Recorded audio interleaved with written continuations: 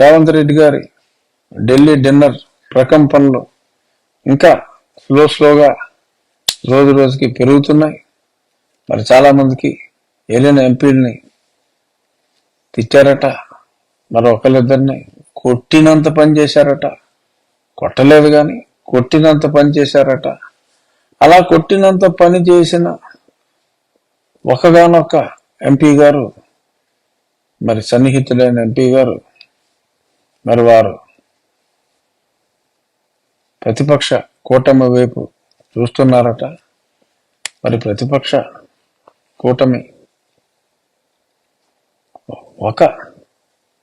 ఒకే ఉందండి, తెలుగుదేశం వాళ్ళు కుదరదన్నారని మరి ఇప్పుడు జనసేన వైపు చూస్తున్నట్టుగా కూడా ఒక ఎంపీ గారు, అలా చాలా మంది రకరకాలుగా చూసుకోవచ్చు. మరి చూస్తున్నారట. చూద్దాం మరి వారు ఆదరిస్తారా, లేదు షర్మిల గారి లాగా వారు కూడా పుట్టింటికి వెళ్ళిపోతారా అంటే, నేను ఫలానా వ్యక్తి పేరేమో నేను చెప్పట్లా, ఊహించుకున్నవాడికి ఊహించుకున్నంత అది వేరే విషయం.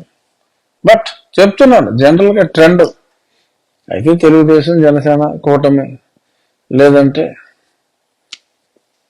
Congress party, Indian national Congress party, జాతీయ పార్టీ పక్కన తెలంగాణలో అధికారంలో ఉంది. సో కనీసం ప్రతి ఊరికి తెలంగాణలో ఏదో వ్యాపారమో ఏదో ఉంటుంది కాబట్టి అక్కడ ఓడిపోయినా అసలు all India Congress party MLA కంటెస్టెంట్గా మరి ఎంతో కొంత క్రెడిబిలిటీ ఉండే అవకాశం కూడా ఉంది కాబట్టి ఏమో గుర్రం ఎగరవచ్చు, కొన్ని సీట్లు కూడా వస్తాయేమో మరి అనే భావంతో మరి మొన్న రేవంత్ రెడ్డి గారి పార్టీ అటెండ్ అయ్యి తిట్లు తిన్నా, తన్నులు తినబోయిన ఎంపీలకి, ఇక్కడున్న ఎమ్మెల్యేలకి అందరికీ కూడా ఎడారిలో ఒక వయాశిష్యుల కాంగ్రెస్ కనపడొచ్చని అనిపిస్తుంది నాకు. నేను జగన్మోహన్ రెడ్డి గారి మీద వేసిన ఆ అవినీతి మీద వేసిన 1340 పేజీల అఫిడవిట్లో ఆ విచారణ అర్హత మీద మళ్ళీ ఈరోజు 23వ తారీఖుకి వాయిదా పడ్డట్టుగా ఇప్పుడే నాకు వార్త అందింది. బహుశా 23వ తారీఖు తప్పనిసరిగా, ఎందుకంటే మేము నోటీసులు కూడా సర్వ్ చేసాం, మరి ఇంకా కొద్దిమంది అందుకోలేదో ఏంటో. మరి 23వ తారీఖు అది విచారణకు వస్తుంది. అప్పటికి రాజకీయాలు డెఫినెట్గా మరింత వేడిగా ఉంటాయి. చూద్దాం 23వ తారీఖు ఏమవుతుంది అన్నది ఎదురు చూద్దాం. ఇవాళ మధ్యాహ్నం నుంచి టీవీల్లో బహుశా చాలా హాట్గా శ్రీమతి షర్మిల గారి వార్తలే బహుశా ఉండొచ్చు. చూద్దాం. లేటెస్ట్గా నేను ఎప్పుడో 15 రోజుల క్రితం చెప్పా, జనవరి 5 నుంచి 10 మధ్యన షర్మిల చేరిక ఉంటుంది అని. నా అంచనా ఒక్క 24 గంటలు తప్పింది, 5-4 అయింది తప్ప. సాధారణంగా నా అంచనాలంటే అంచనాలు కాదు, ఇన్ఫర్మేషన్ బేస్ చేసుకుని నేను మాట్లాడేది. ఏదో ఒకరోజు నా అంచనా తేడా వచ్చింది. రేపు ఏం జరుగుతుంది అనేది చూద్దాం. రేపు రచ్చబండలో మరిన్ని విషయాలతో ఇల్లు ఉబుకుతోంది. రోజు రోజుకి ఇది దినదిన ప్రవర్ధమానమై మరి నా ప్రస్తుత పార్టీ అయిన వైఎస్ఆర్ కాంగ్రెస్ పార్టీని ముంచేయబోతోంది. ఈ డ్వాక్రా మహిళలు కూడా ఊరికే మీటింగ్కి రమ్మని హెరాస్ చేస్తే వాళ్ళు కోపంతో ఉన్నారు. మరి ఇప్పుడు అంగన్వాడీలు, ఆశాలు, వీళ్ళకి తోడు ఉప్పెనల, నిన్న జపాన్లో వచ్చిన ఉప్పెనల సునామీల మరి ఈ షర్మిల అనేబడే సునామీ యువజన శ్రామిక రైతు కాంగ్రెస్ పార్టీని సెలెక్టివ్గా ముంచివేయబోతాంది. సో అన్న చెల్లెళ్ళ సవాల్ చూద్దాం. కానీ ఈ సందర్భంగా మరి కొంతమంది రైకాపా సభ్యులు చాలా అవాకులు చవాకులు పేలుతున్నారు. మరి కొంచెం సంయమనం పాటిస్తే మంచిది. ఎందుకంటే ఎన్నాళ్ళు మరి మీకు ఎంతో అండదండగా ఉండి గత్యంతరం పరిస్థితుల్లో మరి తను వెళ్ళిపోతుంది. ఆదరించిన పార్టీకి అనాదరించాడు కాబట్టి ఆదరిస్తున్న తల్లి లాంటి తండ్రి లాంటి కాంగ్రెస్ పార్టీకి తను వెళ్ళిపోవడంలో ఎటువంటి తప్పు లేదు.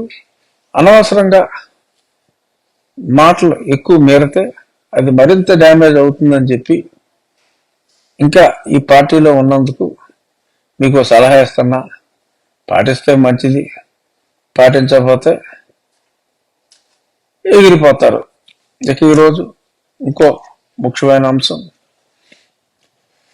1వ తారీఖు వచ్చేటప్పటికి చిక్కటి చిరునవ్వుతో మీ ఇంటికి గుడ్ మార్నింగ్ అంటూ వచ్చే వాలంటీర్ నిన్న వచ్చాడా అని అందరినీ ప్రశ్నిస్తున్నా. నాకెంతో మంది ఫోన్ చేశారు, రాజుగారు మాకు ఇవాళ పెన్షన్ రాలేదు, ఇది ఎక్కడ అన్యాయం అని చెప్పి. ఏంటంటే మీకు పెంచుతానన్నాడు కదా, పెన్షన్ కూడా రాకపోతే ఏంటంటే అదేనండి రాలేదు, నిన్నంతా ఎదురు చూసాం, ఫోన్ చేస్తే 2 రోజులు పడుతుందన్నారు. ఇవాళ కూడా రాలా.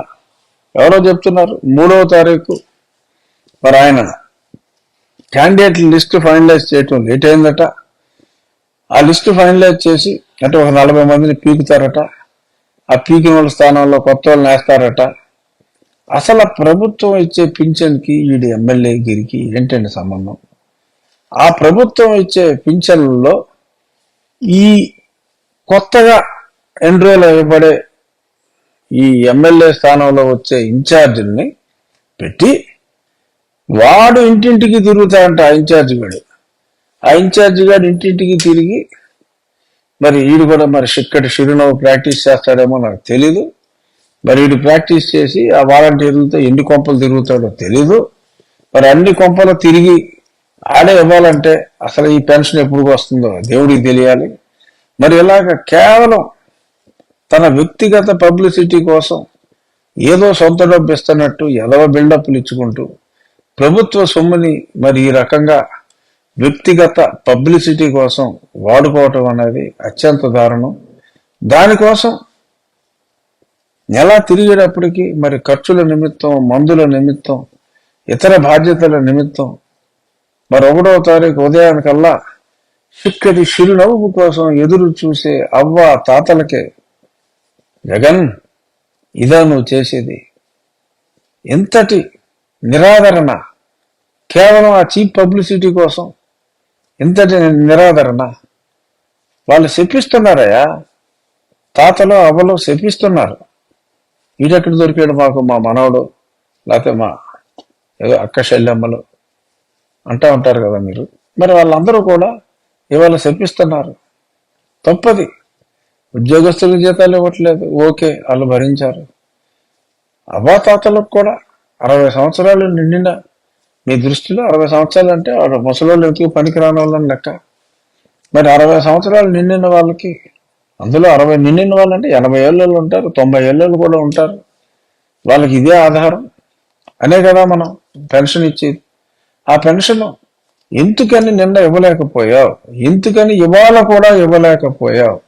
రేపు నువ్వు సాక్షిలో అడ్వర్టైజ్మెంట్ వేసుకుని నువ్వు చేయబోయే పబ్లిసిటీకి నీ ఇన్ఛార్జీలు వెళ్ళి అక్కడ ఉండటానికి పాపం ఆ ముసలి వారికి ఏమిటి సంబంధం, ఏమిటి లింకు? సో ఇది దారుణం. ఆ వృద్ధులైన ఆ పెన్షనర్లు అందరూ కూడా బాలుడి శాపం, వృద్ధుడి శాపం మంచిది కాదమ్మా జగన్మోహన్ రెడ్డి. ఆ వృద్ధులందరూ చెప్పిస్తారు.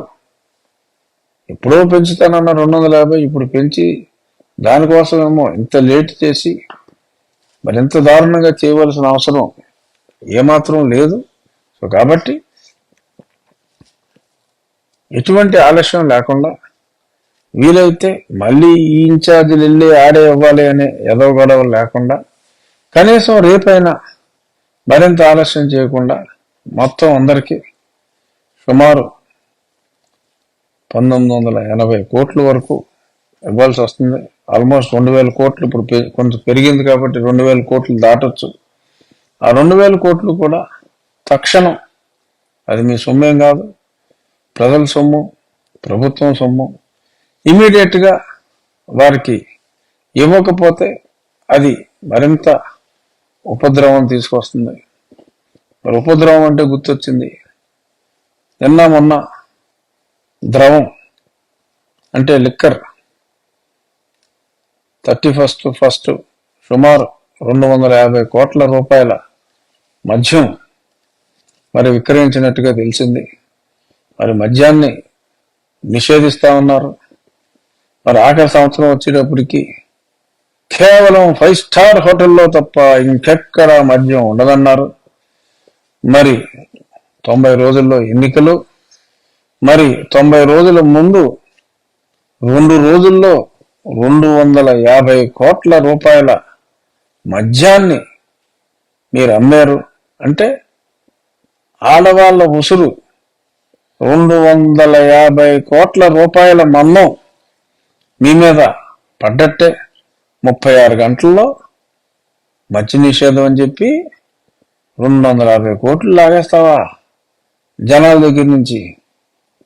ఎలా క్షమిస్తారు? ఎందుకు క్షమిస్తారు? వాళ్ళకి మెదడు లేదా? వాళ్ళకి జ్ఞాపక శక్తి లేదా? మనం ఎన్ని మాటలు చెప్పాం, చెప్పింది ఏది కూడా మనం చేయలేదే. మాట్లాడితే పవన్ కళ్యాణ్ గారి గురించి మాట్లాడుకుంటాం, ఇటువంటివి తప్ప అన్ని అన్ని అన్ని కూడా ప్రజలకు తెలిసిపోతున్నాయి జగన్మోహన్ రెడ్డి గారు. అంచేత ప్రజలకు కూడా తలకాయ ఉందని గుర్తించమని చెప్పి కోరుకుంటున్నా.